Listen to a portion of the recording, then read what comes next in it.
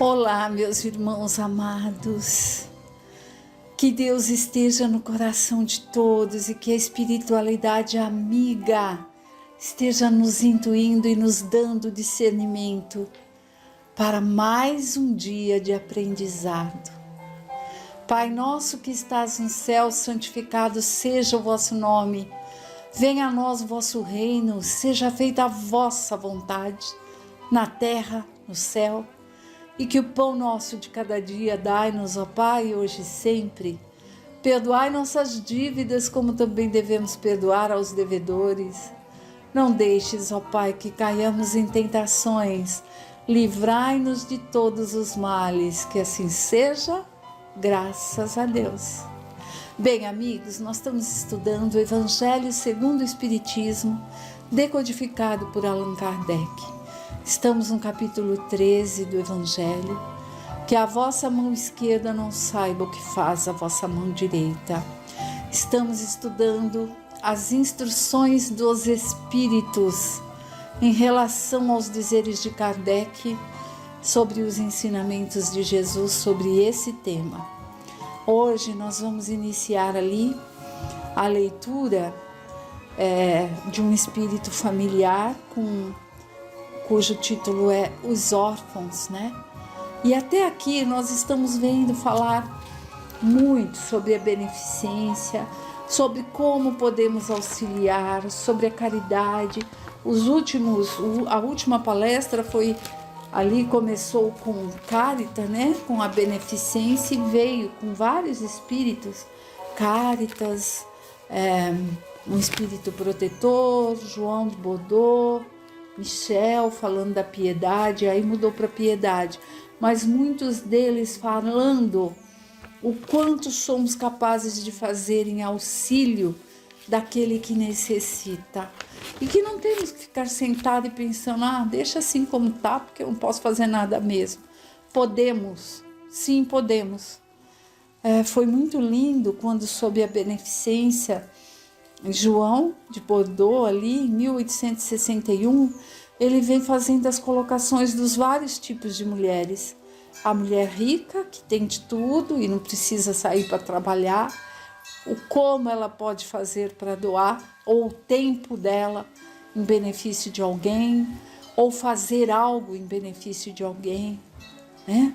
Aí vem falando da trabalhadora que precisa sim sair, trabalhar e que geralmente não tem sobras, não tem nada de supérfluo para doar, mas que ela pode ainda assim, no pouco tempo vago, produzir algo que vire ali um instrumento de auxílio e de caridade ao outro. Aí vem nos falando das devotas de Deus, para que não tem tanta devoção a Deus, mas que não fique empenhada só em enfeitar os altares, né? Digamos assim, mas que o enfeite se transforme ali em algo rentável e que a renda possa reverter realmente àqueles a quem Deus está ali tentando inspirar aos homens para que dê o auxílio, que são os necessitados. E aí vem dizer de todos aqueles que têm seus talentos, inspirações para fazer ali os trabalhos manuais ou intelectuais, como livros, quadros, esculturas, crochê, costura, pintura, seja lá o que for, cada um pode sim fazer algo em benefício de alguém. E na última palestra vimos também sobre a piedade, que é uma das virtudes que mais vos aproxima dos anjos. É irmã da caridade que vos conduz a Deus. É a primeira frase que Michel coloca a respeito da piedade. E quem de nós não necessita, né? Uma hora ou outra da piedade daqueles que nos olham. E principalmente da piedade de Deus. Muitas das vezes não só pelos atos que praticamos, mas pelos pensamentos que temos, que pensamos estar tão bem escondidos, mas de nada podemos esconder do nosso Senhor e bom Deus. Então que sejamos dignos ali de não apontar nunca o dedo ao outro, e que nos deixemos sim nos envolver pela emoção, pois ela pode ser aquele que vai virar a chavezinha e fazer a piedade virar amor ao próximo e conduzir-nos no caminho que Jesus espera, né? Que é de praticar o Evangelho. E o que é o Evangelho? É a prática do amor ao próximo e a caridade. Prática as leis de Deus. Não é isso? Vamos então ao estudo de hoje? Os órfãos, um espírito familiar. Paris, 1860. Meus irmãos, amai os órfãos. Se soubesseis o quanto é triste estar só e abandonado, principalmente na infância. Deus permite que haja órfãos para nos animar a lhes servir de pais. Que divina caridade é ajudar uma pobre pequena criatura abandonada, impedi-la de sofrer fome e frio, conduzir sua alma a fim de que ela não se perca no vício. Quem estende a mão à criança abandonada agrada a Deus, pois compreende e pratica a sua lei. Considerai também que muitas vezes a criança que socorreis vos foi querida noutra encarnação, e se caso pudesseis vos lembrar, isso não seria mais caridade, e sim um dever. Assim, portanto, meus amigos, todo ser que sofre é vosso irmão e tem o direito à vossa caridade, mas não àquela caridade que fere o coração, não àquela esmola que queima a mão de quem a recebe, pois vossas esmolas são muitas vezes bem amargas. Quantas vezes seriam recusadas se em casa a doença e a miséria não precisassem delas? Dai delicadamente, acrescentai à vossa dádiva o mais precioso de todos os benefícios: uma boa palavra, uma carícia, um sorriso amigo. Evitai esse tom de proteção que fere coração já aflito e pensai que, ao fazer o bem, trabalhais para vós e para os vossos. Quantos ensinamentos nesse trechinho desse item, os órfãos. E ele coloca o quanto é triste estar abandonado. Sempre é triste estar abandonado, né? Nós, adultos que estamos aqui praticando o estudo do Evangelho, quantas das vezes não nos sentimos abandonados também?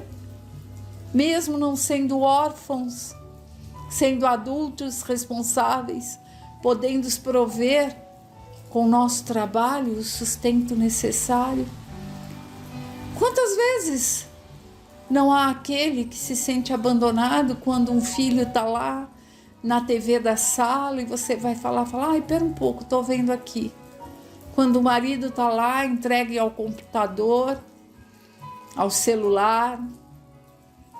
E quando você olha e fala, meu pai, só vós pode me ouvir nesse momento. E em pensamento começa a conversar com Deus. Existem muitas formas de abandono, né? E uma delas, a tecnologia mal usada dos dias atuais, está ali servindo a essa forma de abandono. E assim, porque cada um busca aquilo que lhe satisfaz e abandona as relações pessoais. E o que é isso? É uma fuga de assumir aquele compromisso lá da erraticidade. Vamos sim estar no mesmo teto e suprir aquilo que fizemos. Não bem feito, não vou dizer mal feito, né? Em outra encarnação. Mas estão aí, são as provas que devemos passar e saber auxiliar. Saber como auxiliar. E ele fala aqui dos órfãos, aqueles órfãos ainda em tenra idade, o quanto é difícil e o quanto é valoroso aqueles pais que os adotam. e que os tem ali como os filhos do coração e dão a eles todo aquele amor que realmente eles são merecedores. E também nos mostra que muitos desses, numa outra encarnação, podem sim muito bem ter sido alguém muito querido de nós, que dessa vez não veio ali na família, mas a quem temos a chance de socorrer e amparar. E quantas vezes deixamos passar a oportunidade, né? Então é isso que esses espíritos vêm, esse espírito familiar vem nos colocar. Vamos continuar. Benefícios pagos com a ingratidão. Guia Protetor, SINS 1862. O que pensar das pessoas que, recebendo a ingratidão em troca do benefício prestado, negam-se a fazer outra vez o bem com temor de encontrar pessoas ingratas? Então aqui está sendo feita uma pergunta, né? Muitas pessoas fazem o bem, mas aí recebem em troca a ingratidão e falam, nunca mais vou fazer o bem, porque nem fez nada. Então o que pensar dessas pessoas? Vamos lá? Tais pessoas são mais egoístas do que caridosas, pois fazer o bem esperando reconhecimento não é fazê-lo com desinteresse. O benefício desinteressado é o único que agrada a Deus. São também orgulhosas, pois se envaidecem pela humildade do beneficiado que deve vir fazer reconhecimento a seus pés. Aquele que procura na terra a recompensa do que faz, não a receberá no céu. Deus recompensará aquele que não a procura na terra. É preciso sempre ajudar os fracos, mesmo sabendo antecipadamente que aqueles a quem fazemos o bem não nos agradecerão. Sabei que se aquele a quem ajudais esquece o benefício, Deus levará isso mais em conta do que se já fosseis recompensados pela gratidão. Deus permite que, às vezes, sejais pago com a ingratidão, para provar vossa perseverança em fazer o bem. Estão vendo? Então, aquele que fala assim, eu fiz o bem e só fui pago com ingratidão, no fundo ele queria ser exaltado, né? E não é isso que é visto de bom grado por Deus Pai. Vamos continuar. Como podeis saber se esse benefício, esquecido no momento, não trará mais tarde bons frutos? Ficais certos de que é uma semente, que com o tempo germinará. Infelizmente, vedes apenas o presente. Trabalhais para vós e não para os outros. Os favores acabam por abrandar os corações mais endurecidos. Podem até ser esquecidos aqui na terra, mas quando o espírito se livrar do seu envoltório carnal, ele se lembrará, e esse será o seu castigo. Então lamentará sua ingratidão e desejará reparar a falta, pagar a dívida em outra espécie, até mesmo muitas vezes aceitando uma vida de dedicação ao seu benfeitor. É assim que, sem suspeitardes, terei contribuído para o adiantamento moral e reconhecereis mais tarde toda a verdade desse ensinamento. Um benefício jamais se perde, mas tereis também trabalhado para vós, pois tereis o mérito de ter feito bem com desinteresse e sem vos deixar desencorajar pelas decepções. Meus amigos, se conhecesseis todos os laços que na vida presente vos unem às vossas existências anteriores, se pudesseis entender a grande multiplicidade de relações que unem os seres uns aos outros para o progresso de todos, admiraríeis ainda muito mais a sabedoria e bondade do Criador, que vos permite reviver para chegar até Ele. Bem, amigos, aqui esse guia protetor nos diz sobre nunca esperar que aquele que foi beneficiado, que estava ali numa situação de necessidade, venha ali se colocar aos pés para agradecer. Que não é preciso isso. Que a gente tem que fazer o bem pelo bem, que no fundo quem acaba ganhando somos nós. Mesmo que pensando egoisticamente, assim, de uma forma ou de outra, tudo que fazemos de bom ao outro, não precisamos nós querer nos elevar. Não, de forma alguma. Somos beneficiados porque se realmente fazemos de coração, nosso coração vai se alegrar de ver que conseguimos auxiliar, conseguimos diminuir a dor de alguém, né? O próximo item, beneficência exclusiva. São Luís, Paris, 1860. É correta a beneficência quando é exclusivamente praticada entre pessoas de uma mesma opinião, da mesma crença ou de um mesmo grupo social? Não, pois é principalmente o espírito de seita e de grupo que é preciso eliminar, porque todos os homens são irmãos. Aquele que crê, o cristão, vê irmãos em todos seus semelhantes e, quando socorre aquele que está necessitado, não lhe interessa nem crença nem opinião, no que quer que seja. Estaria ele seguindo o preceito de Jesus Cristo, que diz para amar até mesmo os inimigos, se rejeitasse o infeliz por ele ter uma crença diferente da sua? Portanto, que socorra sem lhe interrogar a consciência, porque se ele for um inimigo da religião, será um meio de fazer com que ele a ame. Repelindo, fará com que ele a odeie. Ai, meus amigos, quantos não há que falar? Vou auxiliar sim, mas só os que vão lá na casa. De jeito nenhum. Vou auxiliar sim, mas os que são da minha família. Quem não é, não me importa. De forma alguma. Vou beneficiar sim, mas só aqueles que participam da missa de domingo. De forma alguma. Vamos beneficiar sim, vamos auxiliar sim com a ajuda do Pai a todos que necessitarem, independente de cor, raça, credo, de nacionalidade, de partido político, de time de futebol, seja lá do que for. Todos somos irmãos, independente das crenças, independente das opiniões, independente das escolhas, e feliz aquele que pode auxiliar. Então, meus amigos, aqui nós encerramos esse capítulo 13, que a mão esquerda não possa saber o que faça ali a sua direita, porque não precisa.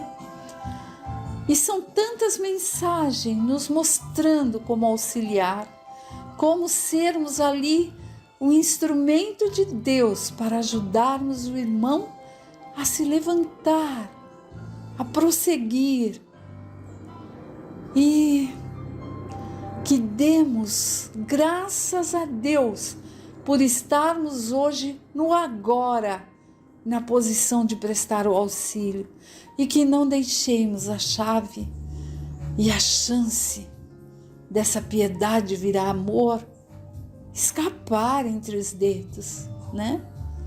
Que nos lembremos que a caridade material é necessária, muito necessária, mas a caridade moral, essa todos temos como praticar. Basta ter olhos de ver, ouvidos para ouvir e coração para sentir. E a boa vontade para praticar, porque não vai custar nada que vamos dizer, disso não posso dispor. Se tivermos o amor, a boa vontade, poderemos sim auxiliar. Eu lembro que nesse capítulo Nós lemos tantas coisas, tantas formas de caridade. São várias palestras, eu nem sei ao quanto deu, porque é um capítulo longo, principalmente na parte das instruções dos Espíritos, que no destrinchar ali do Kardec, sobre as palavras e ensinamentos de Jesus, muitas foram as instruções. Então, que nós possamos, se eu não posso doar um alimento para a cesta, eu posso ir lá na casa e ajudar a montar a cesta. Eu posso ir lá e falar para aquele irmão que chegou naquele primeiro dia, falar, é por aqui, é ali o caminho do passe. Eu posso segurar uma criança para a mãezinha que está no grupo de gestante. Eu posso cortar o bolo e ajudar a servir. Tudo isso é uma forma de auxílio. Então, que sejamos ali e tenhamos um olhar para o próximo, até por aquele próximo que se porta bem vestido, que parece que tem de tudo. Muitas vezes carrega um sorriso no rosto e o coração apertado de sofrimento. Que tenhamos um bom abraço, um ombro amigo e um ouvido de escuta, com o coração livre de julgamento, pois isso também é caridade. Fiquem com Deus, meus irmãos. Até a próxima.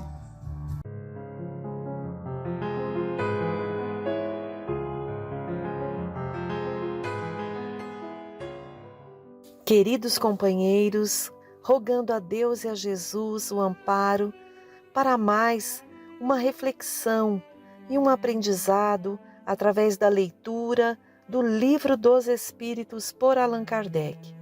Estamos no livro 4, Esperanças e Consolações, capítulo 1, Penas e Gozos Terrenos, item 1, Felicidade e Infelicidade Relativas. Kardec faz a pergunta 920.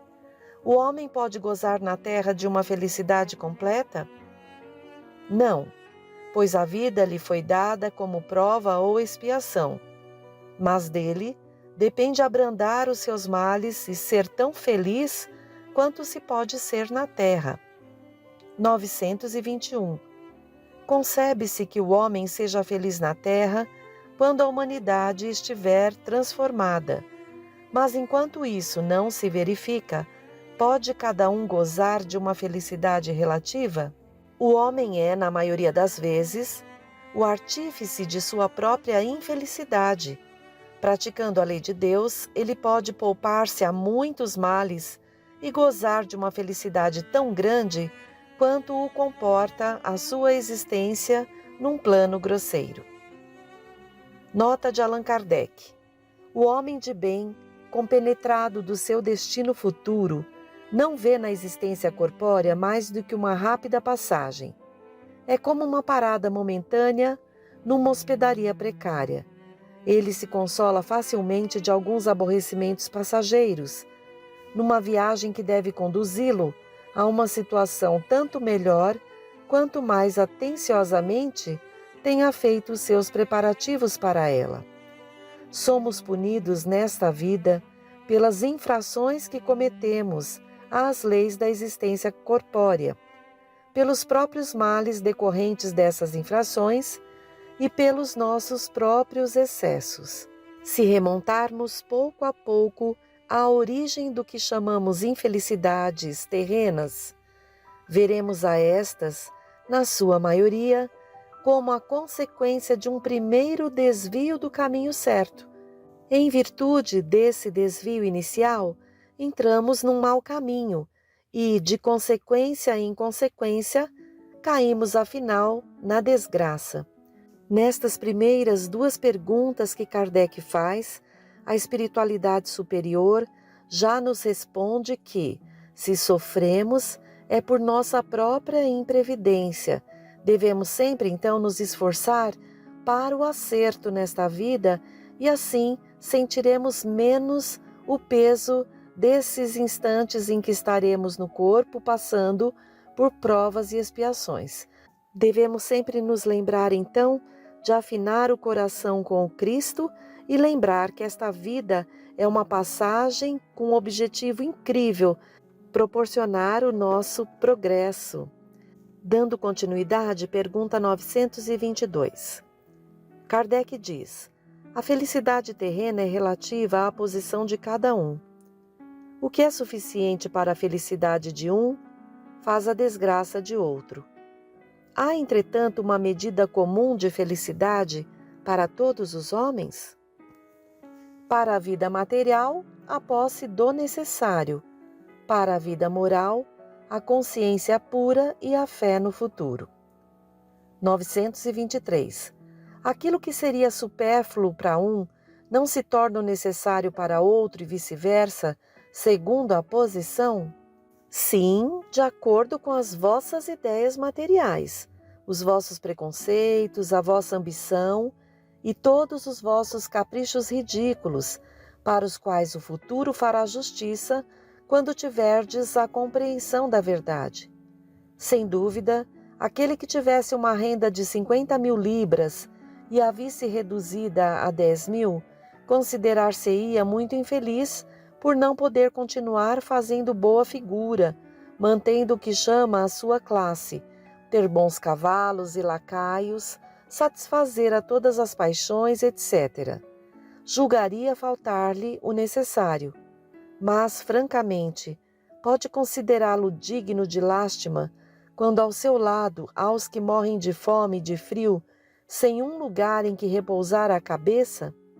O homem sensato, para ser feliz, olha para baixo e jamais para os que lhe estão acima, a não ser para elevar sua alma ao infinito. Kardec nos solicita verificar a pergunta 715, que está no livro 3º, capítulo 5, Lei de Conservação, e diz: como pode o homem conhecer o limite do necessário? O sensato o conhece por intuição, e muitos o conhecem à custa de suas próprias experiências. Pergunta 924. Existem males que não dependem da maneira de agir e que ferem o homem mais justo. Não há algum meio de se preservar deles? O atingido deve resignar-se e sofrer sem queixas, se deseja progredir. Entretanto, encontra sempre uma consolação na sua própria consciência, que lhe dá a esperança de um futuro melhor quando ele faz o necessário para obtê-lo. Vejam que aqui Kardec nos traz o consolo, nos lembra o consolo que a doutrina nos dá, porque se há males que nos atingem sem depender de nós, devemos ter confiança, resignarmos sem queixas, para progredirmos, porque nenhuma folha cai que não seja permitido por Deus. Então, se passamos por alguma coisa, ou é um resgate de uma situação anterior, ou algo que nos vai fazer, de qualquer forma, levar o aprendizado. Então, tenhamos confiança, pois tudo passa nessa vida. 925. Por que Deus beneficia com os bens da fortuna certos homens que não parecem merecê-los? Esse é um favor aos olhos daqueles que não enxergam além do presente. Mas sabei-o, a fortuna é uma prova geralmente mais perigosa que a miséria. Kardec nos aponta, o livro 3º, capítulo 9, Lei de Igualdade, a pergunta 814.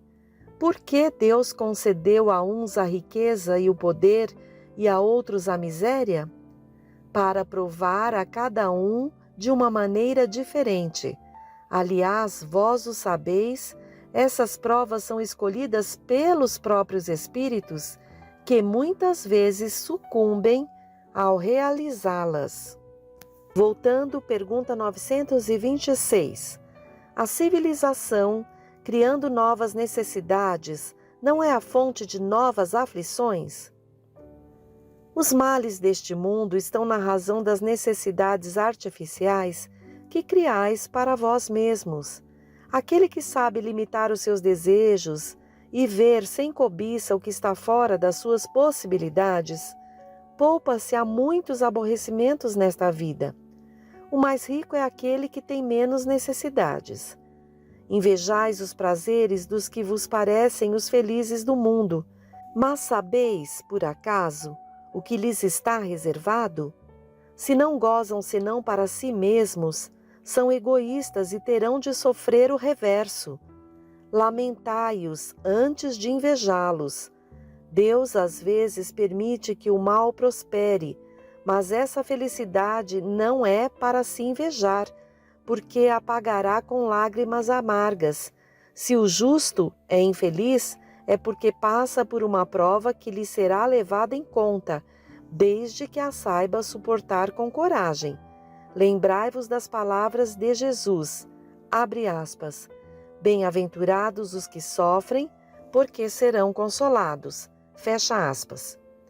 Pergunta 927. O supérfluo não é, por certo, indispensável à felicidade, mas não se dá o mesmo com o necessário.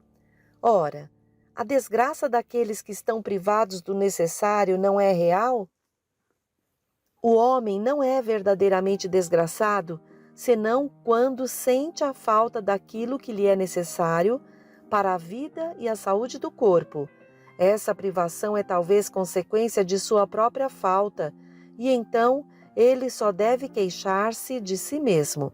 Se a falta fosse de outro, a responsabilidade caberia a quem a tivesse causado. Pergunta 928. Pela natureza especial das aptidões naturais, Deus indica evidentemente a nossa vocação neste mundo. Muitos males não provêm do fato de não seguirmos essa vocação? Isso é verdade, e muitas vezes são os pais que, por orgulho ou avareza, fazem os filhos se desviarem do caminho traçado pela natureza, comprometendo-lhes com isso a felicidade, mas serão responsabilizados por isso. 928a. Então considerais justo que o filho de um homem da alta sociedade fabricasse tamancos, por exemplo, se fosse essa a sua aptidão? Não se precisa cair no absurdo nem no exagero. A civilização tem as suas necessidades. Por que o filho de um homem da alta sociedade, como dizes, teria de fazer tamancos se pode fazer outras coisas? Ele poderá sempre se tornar útil na medida de suas faculdades, se não as aplicar em sentido contrário. Assim, por exemplo, em vez de um mau advogado, poderia ser talvez um bom mecânico, etc. Nota de Allan Kardec. O deslocamento de sua esfera intelectual própria é seguramente uma das causas mais frequentes de decepção. A inaptidão para a carreira abraçada é uma fonte inesgotável de reveses. Depois, o amor próprio vem juntar-se a isso, impedindo o homem de recorrer a uma profissão mais humilde e lhe mostra o suicídio como o supremo remédio para escapar ao que ele julga uma humilhação. Se uma educação moral o tivesse preparado acima de todos os preconceitos do orgulho, jamais ele seria apanhado desprevenido. 929a. Há pessoas que, privadas de todos os recursos, mesmo quando reine a abundância em seu redor, não veem outra perspectiva de solução para o seu caso, a não ser a morte.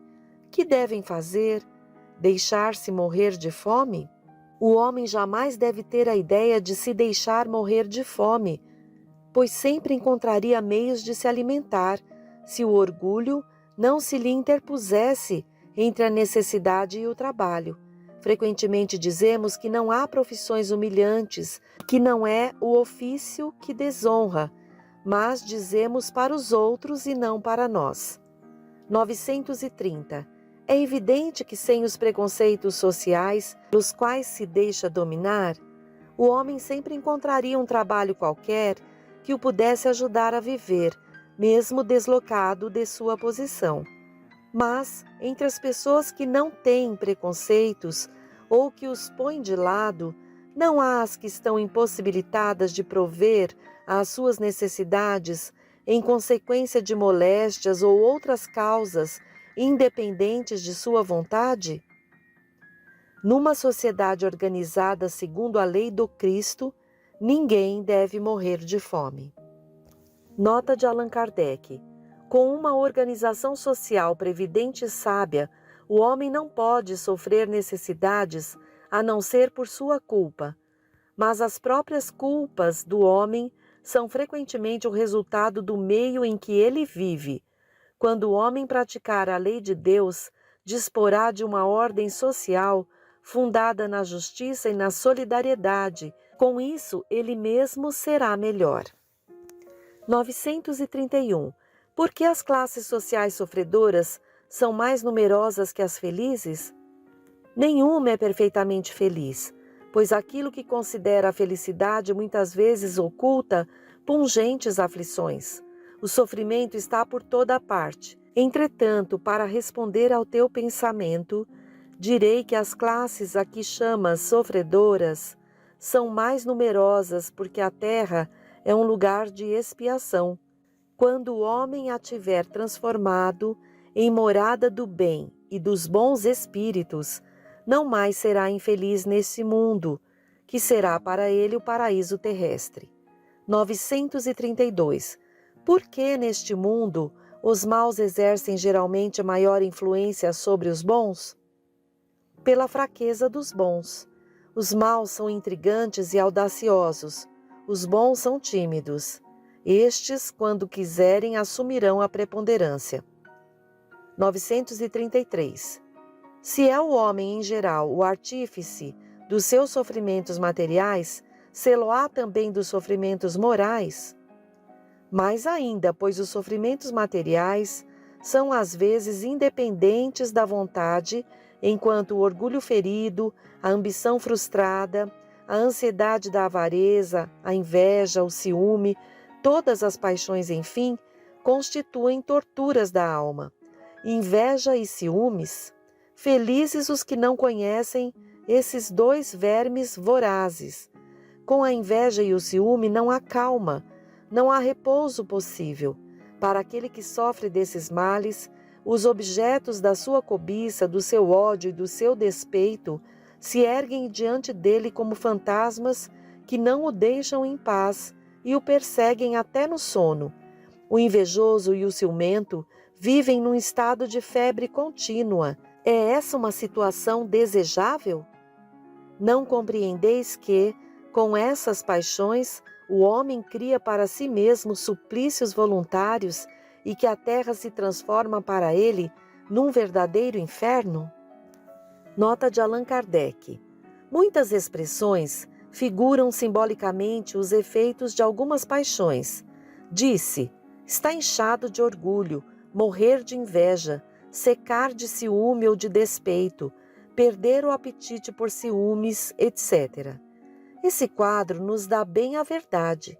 Às vezes o ciúme nem tem objeto determinado.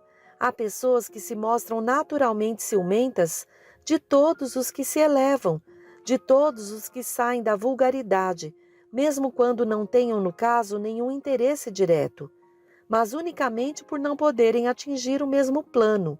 Tudo aquilo que parece acima do horizonte comum as ofusca e, se formassem a maioria da sociedade, tudo desejariam rebaixar ao seu próprio nível.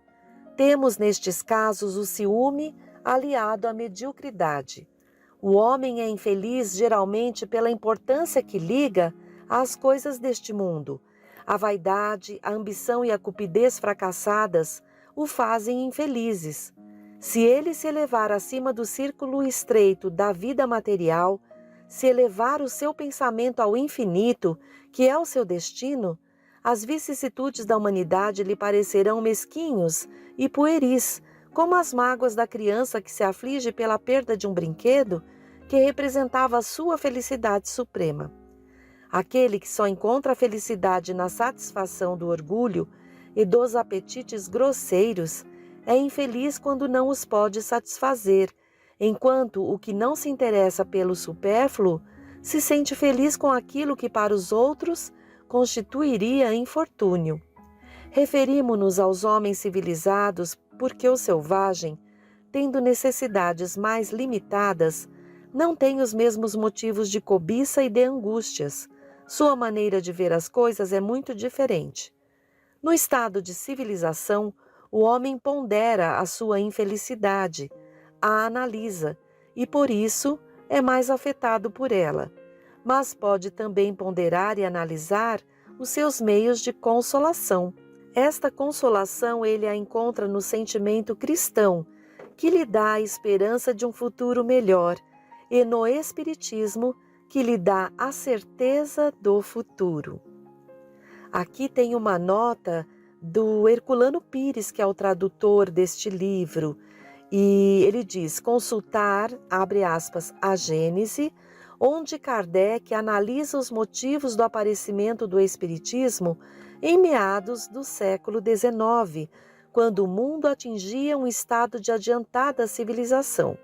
O conhecimento da realidade espírita da vida só é possível, em sua plenitude, em mundos civilizados, da mesma maneira que no estado de civilização, esse conhecimento é um imperativo do próprio progresso e um meio de acelerá-lo.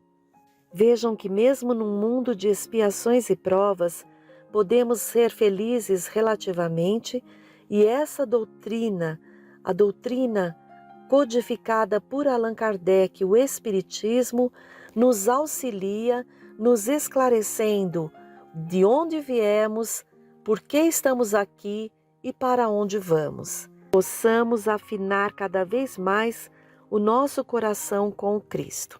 Até um próximo encontro.